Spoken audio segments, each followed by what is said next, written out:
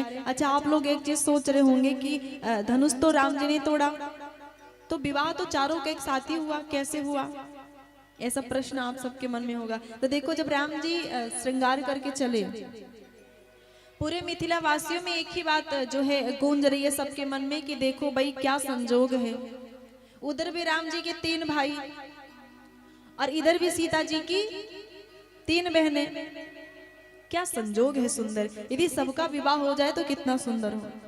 अच्छा, सबके मन में यह चल ही रहा था कि यह विचार दशरथ जो जनक जी के मन में भी चल रहा था। दोनों ने थोड़ी सी बात करी, दोनों ने कहा हाँ बिल्कुल सही है। अब रघुवंश जैसा जो है कुल कहाँ मिलेगा। यह बात जो है हाथ जोड़ करके विश्वामित्र जी वशिष्ठ जी से जो सामने रखा गया, तो उन्होंने कहा अति उत्तम विचार, अति सुंदर विचार।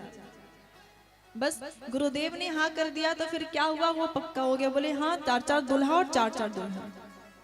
आप देखो, एक दुल्हा दुल्हन होते हैं तो कितना सुंदर कितना लगता है। और जहाँ 4-4 दुल्हा हो और 4-4 दुल्हन हो, वो भी राम जी दुल्हा हो, लक्ष्मण जी दुल्हा हो, श्री भरत जी दुल्हा हो, श्री शत्रुघ्न जी दुल्हा हो, और इधर माता जानकी हो, उर्मिला जी हो, मांडवी जी हो, श्री श्रुति कीर्ति जी हो, तो क्या कहना, शोभा क्या कहना, वर्णन नहीं किया जा सकता।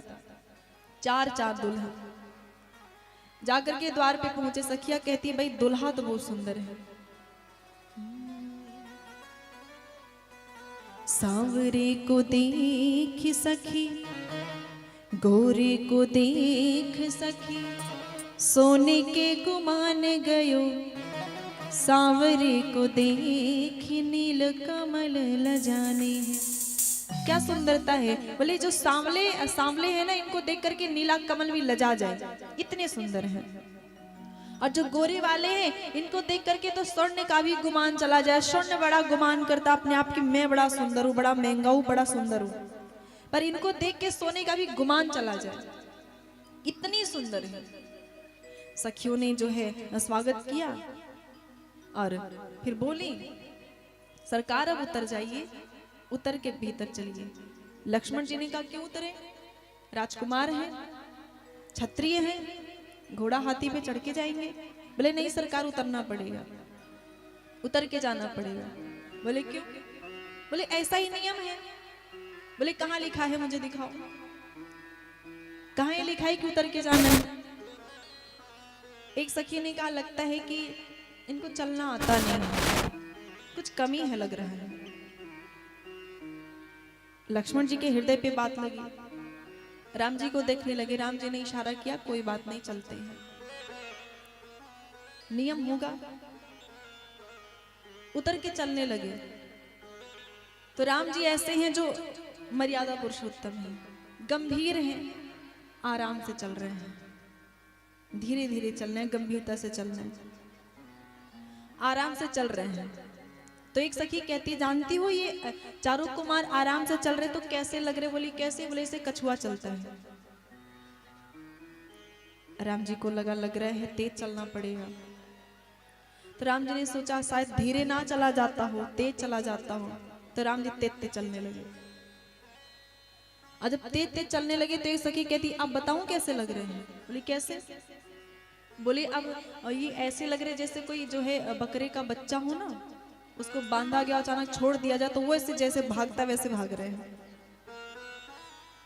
राम जी ने सोचा ना तो धीरे चलना है ना तो तेज चलना है, तो कैसे चलना है? बस खड़े हो गए, खड़े हो गए। और खड़े हो गए तब एक सखी कहती अब बताऊं कैसे लग रहे हैं। बोली कैसे? बोली ऐसे लग रहे हैं चारों कुमार जैसे कि स्वर्ण का खंबा खड़ा हो।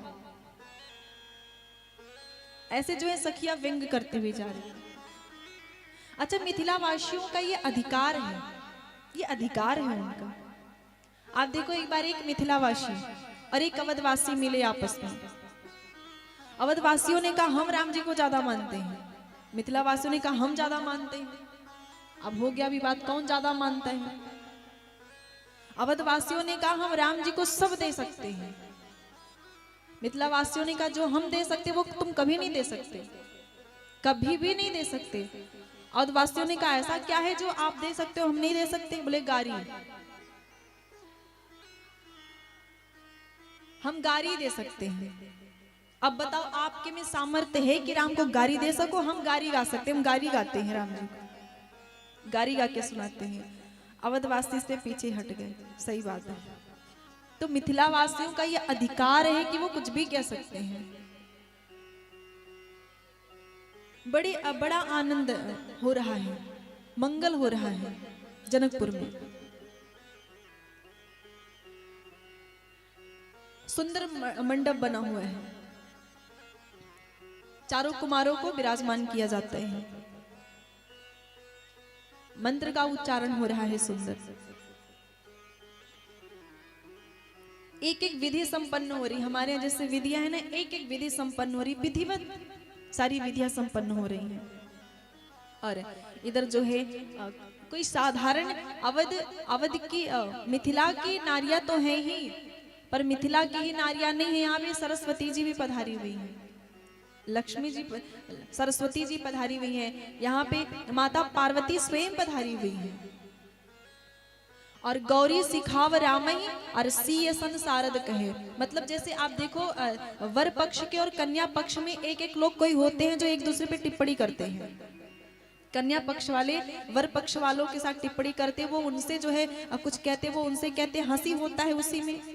उसी प्रकार यहाँ भी है, तो यहाँ यदि कोई हंसी करता है राम जी का, तो राम जी की तरफ से गौरी मैया बोलती है, उनके साथ है गौरी सिखाव रामई। राम जी कहती हैं ऐसे करो वैसे करो, ऐसे बोलो वैसे बोलो। गौरी सिखाव रामई और सीय सन सारद कहे, सीता जी की तरफ से सरस्वती जी स्वयं।